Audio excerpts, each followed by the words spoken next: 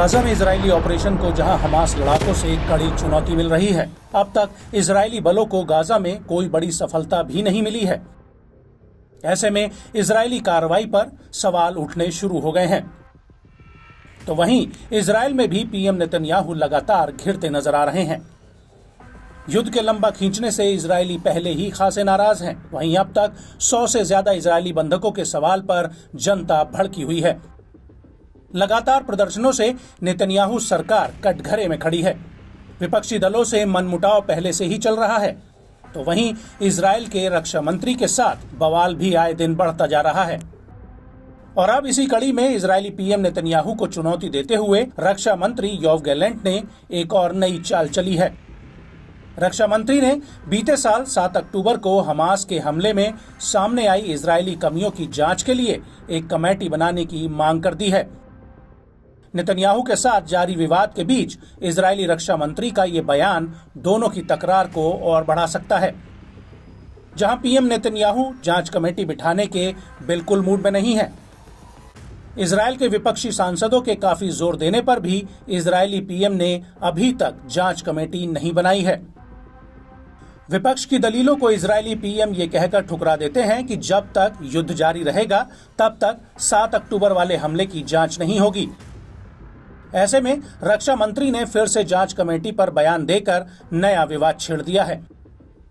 युद्ध में फंसे इजरायली पीएम के लिए अब लगातार मुश्किलें बढ़ती जा रही हैं।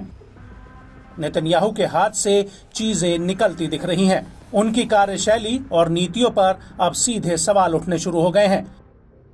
जंगी मैदान से लगातार आ रही बुरी खबरों ने माहौल को और गर्मा दिया है। रक्षा मंत्री ने कहा कि जांच के लिए अब और इंतजार नहीं करना चाहिए। समिति इस बात पर गौर करेगी कि आखिर उस दिन यानी 7 अक्टूबर को कहां चूक हुई थी।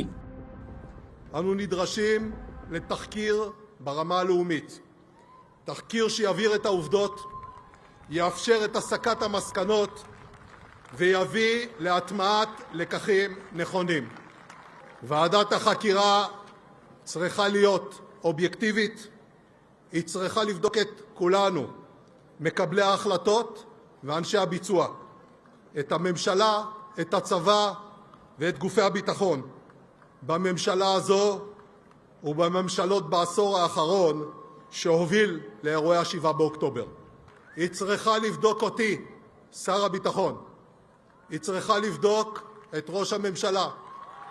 היא צריכה לבדוק את הרמטכ"ל ואת ראש השב"כ. היא צריכה לבדוק את צה"ל ואת הכפופים האחרים, הכפופים לממשלה. गौरतलब है कि रक्षा मंत्री 7 अक्टूबर की जांच आयोग की मांग करने वाले पहले व्यक्ति नहीं हैं। मई महीने में वॉर कैबिनेट के सदस्य रहे बेनी गैंट्स ने भी यही मांग की थी। बताया जाता है कि पिछले महीने इजरायल के अटॉर्नी जनरल ने नेतन्याहू से अनुरोध किया था कि वो जांच आयोग के गठन में बाधा ना डालें। उन्होंने बताया था कि इंटरनेशनल क्रिमिनल कोर्ट में इजरायल के खिलाफ की जा रही कार्रवाई को रोकने के लिए युद्ध की जांच जरूरी है।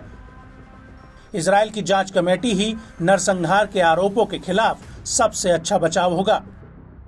इसी बीच ये खबरें भी सामने आ रही हैं कि इजरायली पीएम आने वाले महीनों में रक्षा मंत्री योव गैलेंट को सरकार से बेदखल कर सकते हैं।